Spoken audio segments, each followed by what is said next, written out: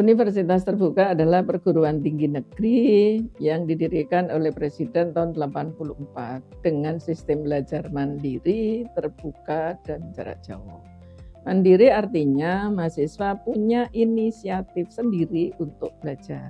Bagi yang pengen cepat lulus, ngatur dirinya sendiri. Bagi yang ingin tepat lulus, bisa ngatur dirinya sendiri.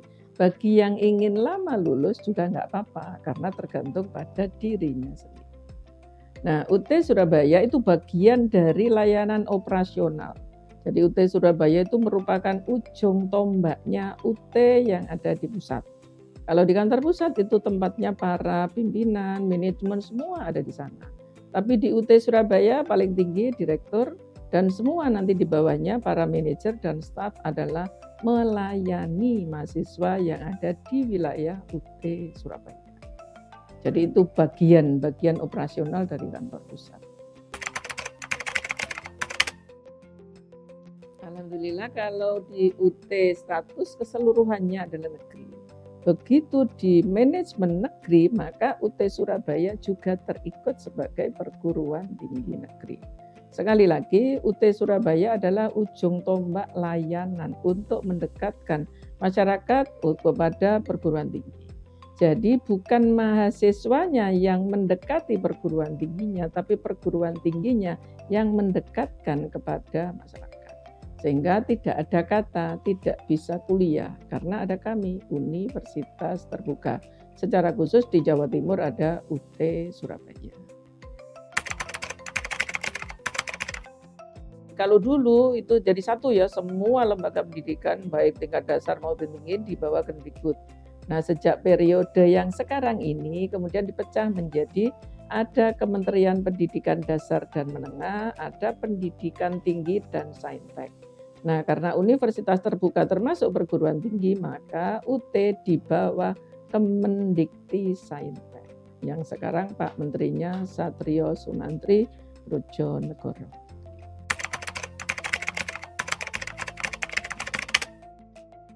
Ya, alhamdulillah kalau UT Surabaya karena bagian dari UT Pusat, di UT Pusat ada Fakultas Ekonomi Bisnis, ada Fakultas Sains Teknologi, ada Fakultas Keguruan Ilmu Pendidikan, ada Fakultas Hukum Ilmu Sosial Politik. Nah, seluruh fakultas itu kita buka juga di UT Surabaya. Termasuk seluruh program studi yang disediakan di kantor pusat, semua kita sediakan di UT Surabaya. Ada program studi yang mahasiswanya banyak, termasuk menjadi favorit karena programnya disukai masyarakat. Misalnya ada S1 Ilmu Manajemen, ada S1 Ilmu Akuntansi, ada S1 Ilmu Hukum. Itu menjadi favorit di masyarakat. Kemudian ada S1 PGSD, ada S1 PG PAUD, itu di lingkungan kependidikan. Nah, itu juga sama dibuka di UT Surabaya dan alhamdulillah semua program studi itu menjadi favorit juga di Surabaya.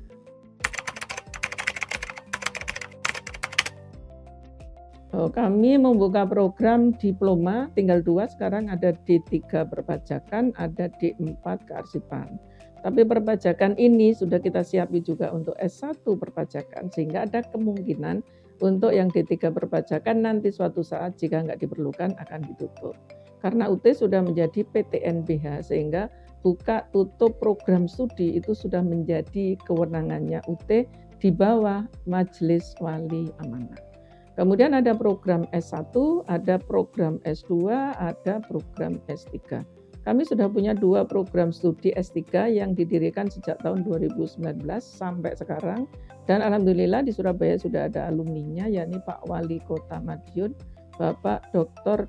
Andes Haji Maidi SHMM MPD. Itu doktor pertama di UT Surabaya, termasuk juga di UT Pusat. Nah, itu untuk program S2-nya kami sudah punya 9 program studi, yang terbaru S2 PG PAUD dan S2 Ilmu Hukum. Nah, untuk yang lama-lama ada S2 Magister Manajemen, ada 3, ada SDM, ada pemasaran, ada keuangan. Jadi masyarakat boleh memilih. Kalau nanti masuk Magister Manajemen ada 3 pilihan. Ada sumber daya manusia, ada keuangan, ada pemasaran. Kemudian ada Magister Administrasi Publik. Administrasi publik kaitannya dengan kebijakan umum. Ini mungkin yang agak leluasa bagi para petinggi juga boleh, para pemerhati politik juga boleh. Kemudian ada S2 studi lingkungan. Nah, untuk yang pendidikan kami punya pendidikan bahasa Inggris, pendidikan dasar, pendidikan anak usia dini, dan pendidikan matematika. Jadi para guru bisa memasuki program studi yang sudah disiapkan oleh Universitas Terbuka termasuk di UT Surabaya. Selain itu kami punya S2 perikanan, jadi kelautan bidang minat perikanan. Meskipun peminatnya enggak terlalu banyak, tapi tetap kita buka karena masih ada masyarakat yang memerlukannya. Nah, itu prodi yang ada di UT Surabaya. Sekali lagi, semua yang ada di kantor pusat, yang diizinkan di pusat, semua kita buka di UT Surabaya.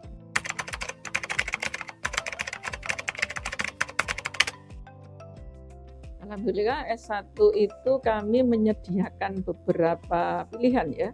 Ada sistem kredit semester. Yang satu SKS ada yang harganya 36.000. Jadi manajemen tuh satu SKS hanya 36.000. Jadi kalau satu semester ngambil 20 SKS, 20 kali 36.000. Jadi satu semester hanya bayar 720.000, tapi belum termasuk bahan ajar. Nah, kami menyediakan juga yang praktis, yakni sistem paket semester. Kalau sistem paket semester ini harga 1.300.000 sudah termasuk bukunya. Jadi buku sudah disediakan oleh UT. Nah, bedanya UT dengan perguruan tinggi lain gitu. UT ini kan belajar jarak jauh. Begitu kami buka program studi, kami harus menyediakan bahan ajarnya. Kalau di perguruan tinggi lain kan tidak. Pokoknya izin dikeluarkan tanpa buku bisa jalan. Tapi kalau kami membuka program studi, kami juga menyediakan bahan ajarnya. Nah, untuk program studi baru kami terbiasa nyicil. Dibuka semester 1, berarti bahan ajar semester 1 kita selesaikan dulu. Jadi begitu kita buka prodi itu, bahan ajar sudah siap. Begitu masuk semester kedua, kita siapkan untuk penulisan bahan ajar pada mata kuliah semester kedua. Sehingga nanti genap semester 8 seluruh bahan ajar sudah siap. Karena itu kami tidak menerima RPL, rekognisi pembelajaran lampau, atau bahasa umumnya transfer atau alih kredit, karena belum meluluskan, sehingga kami menerima RPL-nya kalau sudah ada lulusannya. Nah, model menulis bahan ajar yang nyicil itu tadi yang dikembangkan di UT.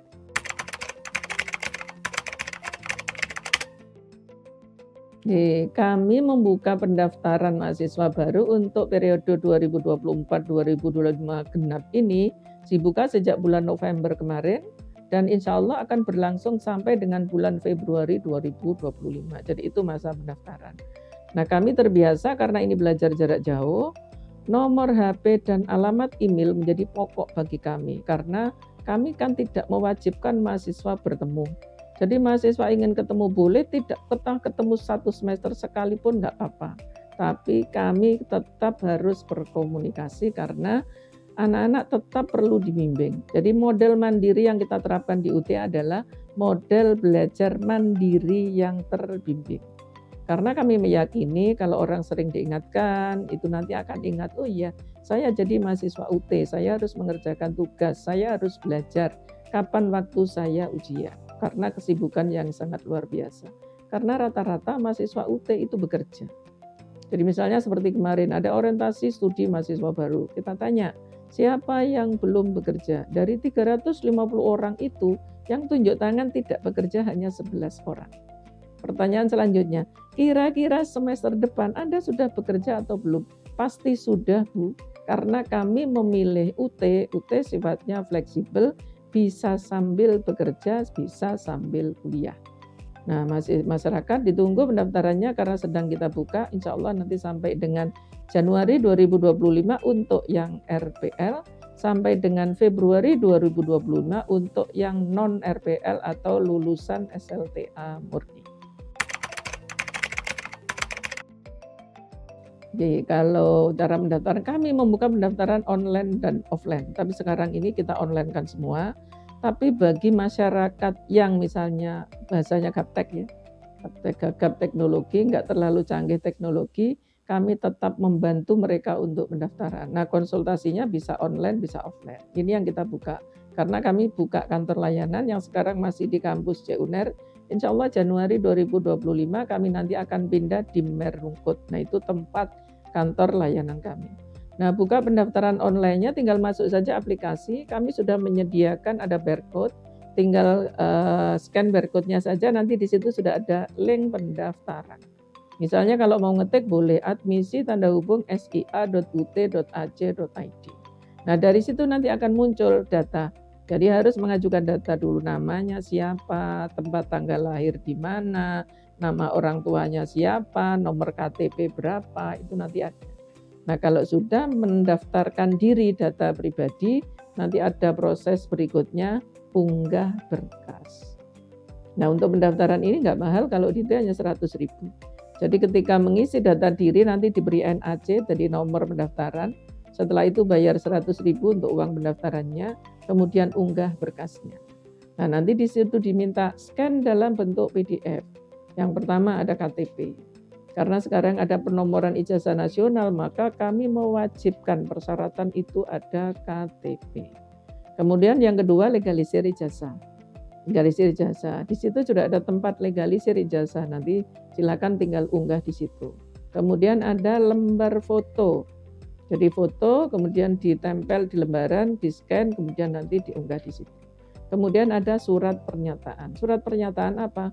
Surat pernyataan bahwa data pribadi yang saya buat adalah benar adanya, bukan palsu. Jadi ijazah ya benar, KTP-nya ya benar, jadi nggak ada yang palsu. Nah, semua persyaratan itu kemudian diunggah, kemudian nanti kami akan memvalidasi. Jadi semua di bawah kendali kantor UT Pusat divalidasi. Kalau ia setuju sesuai persyaratan kami, langsung diterima sebagai mahasiswa. Kemudian kalau sudah diterima sebagai mahasiswa, melanjutkan proses berikutnya, registrasi mata kuliah.